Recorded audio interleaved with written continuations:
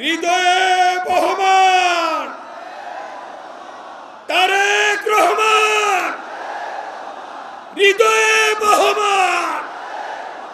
দুই হাত দিয়ে তালি দিয়ে বলেন, বাংলাদেশের প্রাণ তারেক রহমান। এই সমাবেশের সভাপতি সংগ্রামী মহাসচিব জনাব মির্জা ফখরুল ইসলাম আলমগীর, আজকের প্রধান অতিথি, যার সুদূর প্রসারী কথার মধ্য দিয়ে, যে বক্তব্যের মধ্য দিয়ে যিনি বলেছিলেন দেশ যাবে কোন পথে, ফয়সালা হবে দীর্ঘ 16 বছরের আন্দোলনের পরিসমাপ্তি ঘটে রাজপথে দেশনায়ক তারেক রহমানের নেতৃত্বে। ভাইয়ের আমার, মেসেজ,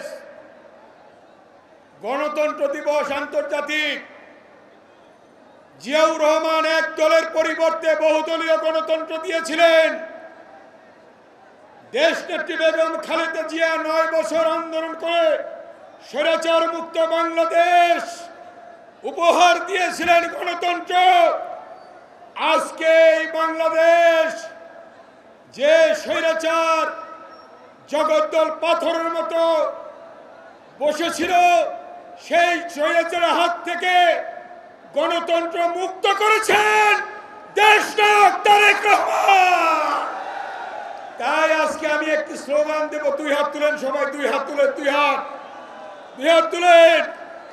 হৃদয়ে বহমান তারেক রহমান, হৃদয়ে বহমান। 2 হাত দিয়ে তালি দিয়ে বলেন, বাংলাদেশের প্রাণ তারেক রহমান, বাংলাদেশের প্রাণ